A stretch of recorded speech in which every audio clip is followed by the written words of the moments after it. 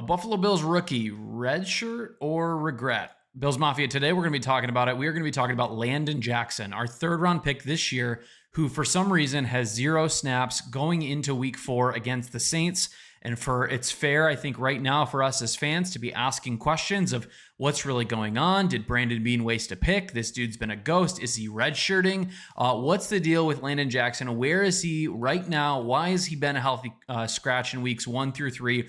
But today, I'm going to lay out the simple facts, who he is, why he hasn't played yet, what the preseason has showed, and what week 4 could look like based off some other things that are happening on our roster. But of course, in a handful of other things along the way. But my name's Colin. This is Crack the Table. We are all Bills, no breaks. If you love Buffalo Bills breakdowns every single day, I just welcome you into our community. We're just getting started. We're just setting sail on this journey together. Feel free to like, subscribe, and always throw down a Go Bills if you can. I appreciate that. I want to talk about some inactives right here a second. We just got confirmation about 30 minutes ago that from our coaching staff, from the practice report, and even beat reporters are already reporting this, that we've got guys like Ed Oliver out again. We've got Matt Milano out again, and we're not quite sure what's going to happen with Spencer Brown, or we're not really sure what's going to happen with AJ Epinesa. And that's actually, I think, really big news for Landon Jackson, for the conversation that we're going to have today. If you don't know this, Landon Jackson, he is our third round defensive edge that we picked up in the draft this year. And with Ed Oliver out on our defensive line and with AJ Epinesa potentially out, that means a guy, again, like Landon Jackson is most likely going to get in the game this week against the Saints.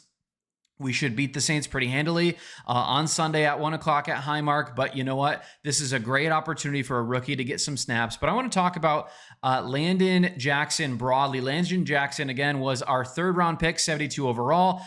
He was from Arkansas. He's 6'6", 264, drafted because of his high floor as a player in the run defense, which is frankly the place that we are giving up the most yards. We're averaging like 5 yards per carry. Our defense is averaging or allowing 5 yards per carry right now, which is not helpful. And again, we didn't expect him to come in and have double-digit sacks. I think we expected him to come in and play 10 to 20 or 30% of the snaps and enhance our run defense off the bat. But frankly, we've got none of it. And I think it's very justified for us as Bills fans to really wonder what the coaching staff, what Brandon Beane, what Sean McDermott, and even, again, what Bobby Babich is doing with this guy, because he has been a healthy scratch. But in college, in 16 games, he had 16 sacks,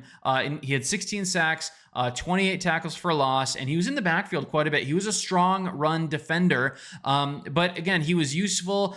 He had useful reps in the Senior Bowl. He had long arms, which he could push back the tackles to the quarterback, collapse the pocket. But the Bills actually traded up to get him because of his frame, because of his motor, and I think even his character traits. I've got some pictures right here on the screen of this guy. He's got alopecia. If you don't know what that is, he basically has some struggles growing hair. It's a condition. A lot of people have it. And here's some pictures of the families. And if you just Google alopecia, if you Google Landon Jackson, you'll find a ton of pictures and a ton of things where he's actually already being a positive influence in our community. And we were just talking about Josh Allen doing this a couple days ago with donating money with the pistachio or with Wonderland pistachios with his hometown. But Landon Jackson is a guy of high character, and we love that with him coming out. But what we don't love is a player on our team that's high character that doesn't produce in any way, right?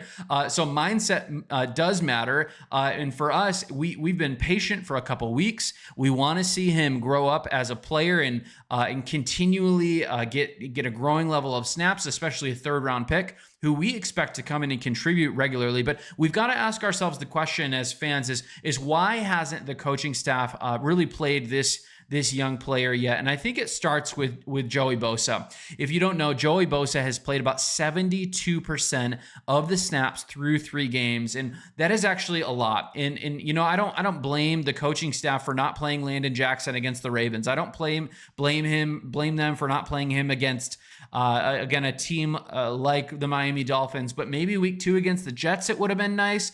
But even going into week 4 against the Saints here, who we should blow out by double digits, who frankly shouldn't score a touchdown on us because their offense is pretty putrid. But Joey Bosa has had a consistent amount of snaps. He's been in the 70s. He's been playing a lot of ball, and that's just math. It's trust in who he is. But on the other side of the defensive line, we've had Greg Rousseau and AJ Epinesa taking consistent snaps. They've frankly been soaking up the rest of them. And so, that doesn't leave much room or much oxygen for Landon Jackson to get in and get snaps. And so Sean McDermott actually said after week 3, after the win against Miami, that Landon Jackson was close to getting a jersey, or in other words, he was close to getting playing time.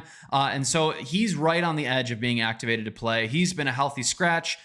This isn't an injury-driven thing, but so what do we see out of this guy in the preseason? His preseason did have its ups and downs. That was one of the big reasons I think we haven't seen him dressed up yet. His overall PFF grade was in the 40s. It was in the high 40s, which anything less than 70, I'm not really too happy about from a third round pick. But in preseason game 1 against the Giants at Highmark, he rotated in, but he didn't register a pressure or make much of an impact. In week 2, he actually got some good reps, and that was his best showing, was week 2 against the Bears, even though we got blown out in that game. Our offense did nothing. But again, in the preseason, we're not going to put too much grain into that. We got to take the preseason games with a grain of salt because of how many different isolated metrics there are, really what the coaches are looking for in those games. But he got extra reps in that blowout loss, and he flashed sometimes, and he showed his bend, and he showed his motor on a few rushes, and he drew some positive reviews from the coaching staff and even beat reporters after the game. But still, his stat line didn't pop. He had no confirmed pressures or tackles. But in preseason week 3, again, a big stock down moment. He was largely neutralized against the Buccaneers, and he didn't record a single tackle and graded poorly, 37th out of the 42 Bills defenders in that game. So the net takeaway is we had a down start. We went up at week 2 against the Bears and went down again in week 3, or in preseason game week 3. And that's why Sean McDermott are really working him in instead of forcing him to have 20 or 30% of snaps in this season week 4 matchup. But if there's a spot to test him, again, I think I've already alluded to this. If there's a spot to test him, it's going to be week 4 against the Saints. The Saints are not a great team. We're favored by like 16.5 points by some of the Vegas markets. And so if we see him to have 10 to 15 reps or snaps, and that's going to be amazing. That's going to be great.